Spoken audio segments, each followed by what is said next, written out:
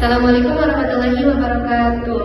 Puji syukur kepada Allah Subhanahu wa Ta'ala yang telah kita memberikan nikmat dan hidayahnya sehingga kita bisa terkumpul dalam acara perkuliahan online pada siang hari ini. Salawat serta salam kita curahkan kepada Nabi besar Muhammad Sallallahu Alaihi Wasallam. Yang terhormat Bunda Suryani SPD MPD selaku dosen mata kuliah Teknik Penulisan Karya Ilmiah dan teman-teman semuanya. Izinkan kami di sini akan mempresentasikan makalah tentang mengidentifikasi ringkasan. Di sini saya Alisa sebagai moderator materi dan Aga Kolbona Kotunaga sebagai pemateri pertama. Marilah kita buka acara presentasi ini dengan mengucapkan basmalah. Bismillahirrahmanirrahim. Kita buka acara materi pertama yang akan disampaikan oleh Kolbona Kotunaga. Kepadanya saya persilahkan. Terima kasih kepada Teh Alisa sebagai moderator. Di sini saya akan menjelaskan pengertian ringkasan. Ringkasan adalah penyajian kembali suatu teks dalam bentuk yang lebih singkat dengan tetap mempertahankan gagasan utama dan struktur isi teks asli. Dalam kegiatan akademik, ringkasan sering digunakan untuk membantu memahami bacaan, menyusun tujuan pustaka, membuat abstrak penelitian, serta sebagai bahan presentasi dan diskusi. Selanjutnya ada ciri-ciri ringkasan yang baik. Yang pertama itu ada singkat dan padat. Ringkasan disusun dengan jumlah kata yang jauh lebih sedikit dibandingkan teks asli, namun tetap mencakup keseluruhan ide penting. Yang kedua adalah membuat gagasan utama. Isi ringkasan harus berfokus pada pokok-pokok pikiran utama, bukan pada detail atau contoh pendukung yang bersifat tambahan. Dan selanjutnya ada tidak mengubah makna teks asli.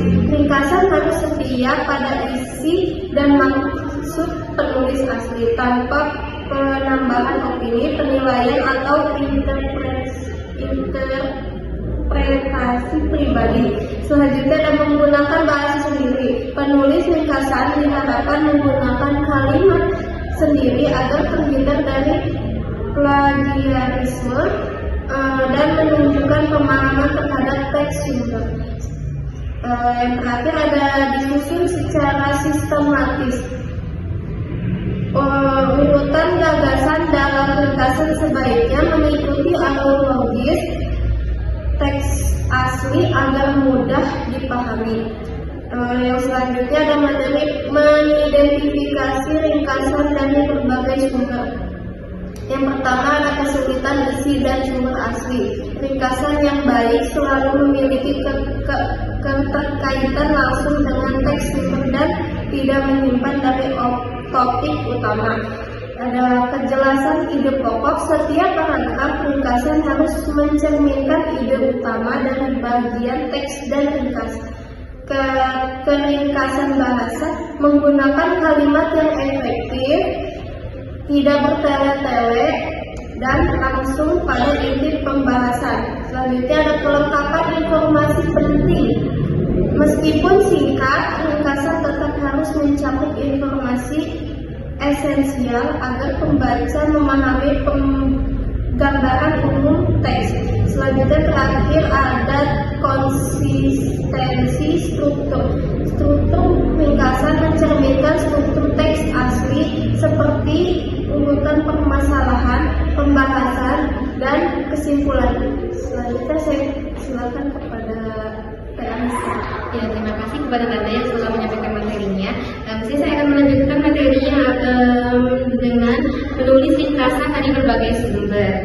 Menulis ringkasan dari berbagai sumber berarti merangkum informasi yang berasal dari lebih dari satu teks seperti buku, artikel, jurnal, laporan, atau sumber digital ke dalam satu ringkasan terpadu. Tahapan-tahapan dalam menulis ringkasan yaitu satu, menentukan topik atau fokus ringkasan. Penulis harus menetapkan topik terlebih dahulu.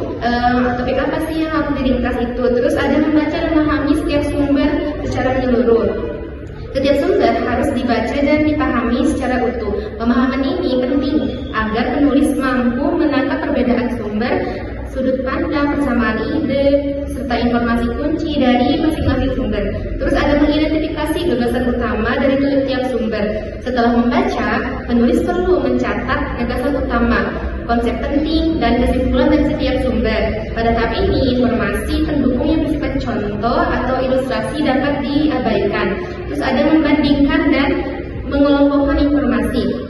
Gagasan-gagasan yang memiliki kesamaan dikelompokkan menjadi satu bagian, sedangkan perbedaan pandangan dicatat sebagai variasi atau pelengkap informasi. Tahap ini membantu membangun ringkasan yang terpadu dan tidak terpisah-pisah. Dan selanjutnya ada menyusun kerangka ringkasan terpadu. Kerangka ini biasanya mencakup pengantar singkat, pembahasan inti yang membuat sintesis ide dari berbagai sumber dan penutup. Menulis ringkasan dengan bahasa sendiri. Ringkasan harus ditulis menggunakan kalimat sendiri, bukan menyalin kalimat dari salah satu sumber. Terus menjaga objektivitas dan keakuratan informasi. Penulis tidak diperkenankan menambahkan pendapat pribadi atau penilaian subjektif. Terus ada mencantumkan sumber secara umum. Dalam ringkasan dari berbagai sumber, penyebutan sumber biasanya dilakukan secara umum, misalnya dengan menyebutkan nama penulis atau tahun. Terus ada merevisi dan menyunting ringkasan. Tahap akhir dilakukan dengan memeriksa kembali kejelasan bahasa, keterpaduan ide, serta kesesuaian ringkasan dengan tujuan penulisan. Selanjutnya ada manfaat keterampilan meringkas. Yang pertama ada membantu memahami bacaan dengan lebih cepat, melatih kemampuan berpikir kritis dan analitis, memudahkan menyusun tugas, akademik, dan penelitian, menghemat waktu dalam mempelajari materi yang kompleks, meningkatkan kemampuan menulis secara efektif dan sistematis. Cukup sekian pemaparan dari kelompok kami. Sebelum ditutup, saya akan membacakan kesimpulannya. Berdasarkan pembahasan yang telah diuraikan, dapat disimpulkan bahwa ringkasan merupakan penyajian singkat dari suatu teks yang memuat gagasan utama tanpa mengubah makna asli.